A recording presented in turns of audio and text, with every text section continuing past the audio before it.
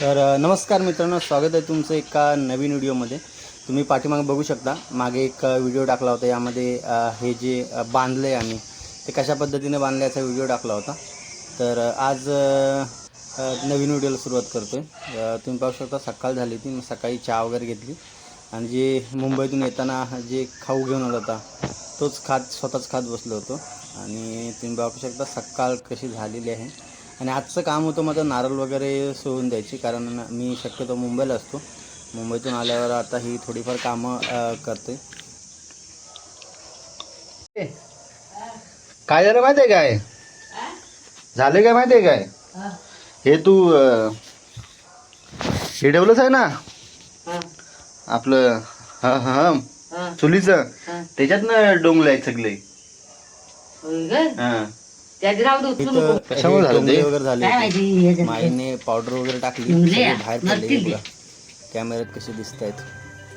ते सगळं झाल्याच्या नंतर मग व्हिडिओ सेट केला आपला, तुम्ही पाहू शकता. आणि याच्या सहाय्याने आता आपण एक एक नारळ जोडतो. हे सुके आहेत, म्हणजे मी मुंबईला असताना आईने एक एक नारळ जे हे होते हे तुम्ही साईज बघू शकता, किती मोठे नारळ आहेत ते. आणि ह्याचे काय बोलतात त्याला, जे काय आहे ते नारळ सोलायचं जे नवीन आता बनवलेलं असतं. पहिलं कोयत्यानं सोलायचे, बट आता हे खूप इझी पडतं सोलायला. त्यामुळे आता तुम्ही याच्या पुढे बघाल कसं मी सोलतो. ते सुके नारळ होते. मुंबईला आम्ही ज्यावेळेला असतो त्यावेळेला आईने एक जे पडतात वरून, कारण आता चढायला शक्यतो कोण नाही आहे वरती, तर एक एक जे नारळ पडतात ते नारळ जमा करून ठेवले होते. आणि आता ते एक 20 नारळ जमले होते. ते म्हटलं आता बोलते की आलास आहेच तर ते सोलून दे म्हणून, मग ते सोलायला सुरुवात केली. तर हे बघू शकता, मी पण काय एकदम एक्सपर्ट असं नाही आहे, बट थोडेफार प्रयत्न करून आता आपल्याच घरचे नारळ आहेत तर आपणच ते सगळे प्रयत्न करायला लागेल. आणि तुम्ही बघू शकता व्हिडिओमध्ये तुम्ही कसे सोडले सगळे.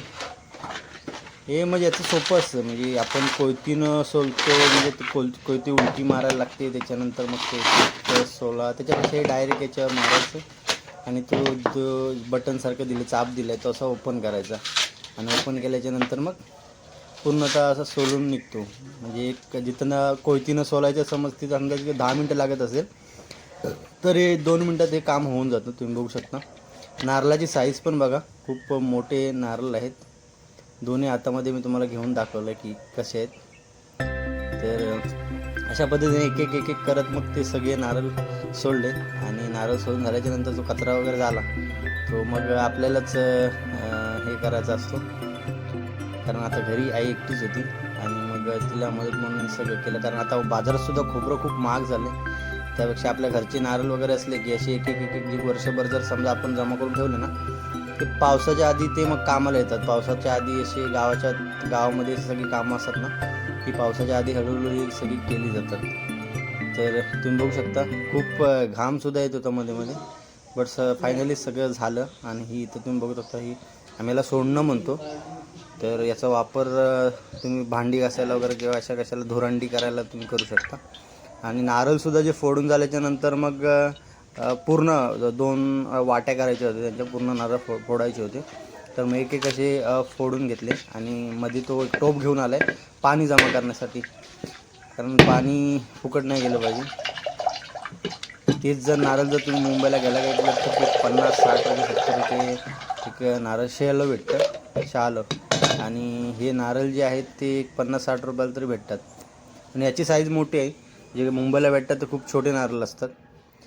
आणि तुम्ही आता बघू शकता की सगळे नारळ काढलेत. अचानक मग एक मध्ये फुटलेला नारळ भेटला, फुटलेला म्हणजे तो खराब होता आणि माझं लक्ष नव्हतं, मग त्यामुळं मी ते त्याच्यातच ओतलं, पाणी खराब झालं. मग आईनं दुसरा तांब्या आणून दिला. हा बघू शकता तो खराब नारळ, त्याच्यामुळं पाणी सगळं खराब झालं. मग 2 याच्यामध्ये पाणी काढून घेतलं. आणि आता पाणी काढून घेतलं आहे तर मग आता थोडं पिऊया. मग त्याच्यासाठी मग आता त्यामध्ये कचरा वगैरे हा तुम्ही बघू शकता, कचरा केला आहे. मग आता ती जी आपली चहा घालायची गाळणी असते ती त्याच्यातून मग घालून घेतलं, सगळं पूर्ण घालून घेतल्याच्यानंतर मग असं ते हे होतं, साफ पाणी भेटतं आपल्याला. आणि त्याच्यातून आपण मग ते पिऊ शकतो. डायरेक्ट प्यायला की मग ते हे जे बारीक बारीक कचरा असतो तो तोंडात जाण्याची शक्यता जास्त असते. आणि ते सगळं झाल्याच्यानंतर मग वाजले होते सकाळी 9, 9:15 झाली होती. सगळी 9:15च्या अगोदरची कामं आहे सकाळची. दुपार असं वाटतं की दुपारची कामं झालेली आहेत, पण ती सकाळची कामं होती. तुम्ही बाहेर बघू शकता ऊन सगळं आलं आहे सकाळचं. आणि इथे मग आता गावाला काय म्हटल्यानंतर आंबे वगैरे खाल्ले आणि हे भाजी ना भाकरी, सकाळची निहारी बोलतात आपण गावाच्या ठिकाणी. तर ही निहारी वगैरे होती ती सकाळची खाल्ली आणि मग जरा जाकदीत जाऊन आलो. मार्केटला जायचं होतं, तर म्हटलं जाऊया, काहीतरी 1-2 वस्तू आणायच्या होत्या मार्केटमधून. मग त्यासाठी गावी जायचं होतं, कारण गावाला मी जास्त दिवस नव्हतो, 1-2 दिवसामध्ये मग जायचं होतं. ते आमची वरती इथं वाडा होता पहिल्यांदा, बैल वगैरे होती आमची. काही प्रॉब्लेम वगैरे झाला त्यामुळे म्हणजे सगळी बैल वगैरे विकायला लागली. आता हा आमचा वाडा इथे आहे आणि ही गाडीसुद्धा मी इथंच वरती लावून ठेवतो. ॲक्च्युली वरती घर आहे, त्या घरामध्ये असते, पण मग सारखं ये असते त्यामुळे मग इथे जवळच ठेवतो रस्त्याच्या बाजूला. आणि हा तुम्ही वाडा बघू शकता. आता यामध्ये बैल वगैरे बांधलेले आहेत, ही आमची नाहीत, मग ते बाजूवाले आहेत त्यांचे आहेत. त्यांच्या वाड्याची जमीन केली होती त्यामुळे मी इथं गेलो होतं, कारण शक्यतो जेवढा वाडा चालू राहील तेवढा बरं असतं. पेट्रोल भरायला हा दाखवला पेट्रोल पंप आहे. पेट्रोल भरून झाल्याच्या नंतर मग आम्ही गेलो माझ्या मोठ्या बहिणीकडे. तिची बारकी मुलगी आहे, तिला पाहण्यासाठी गेलो होतो. तर तुम्ही बघू शकता पुढे व्हिडिओमध्ये. हे गोलू जॅकेट घालते होय, जॅकेट घालते लब्बाड. हां इकडे बघ काय खाते. वाट जराशी घट होती, नाही घटच करत अशी.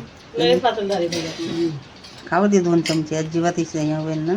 काय ते नाचणी सत्व आहे का.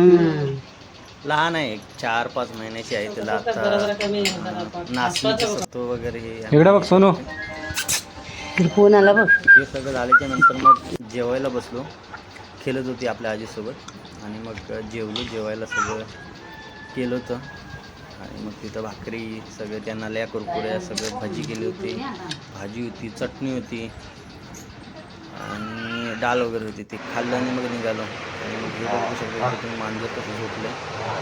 तर हा व्हिडिओ इथंच संपूया आणि भेटूया पुढच्या व्हिडिओमध्ये. धन्यवाद.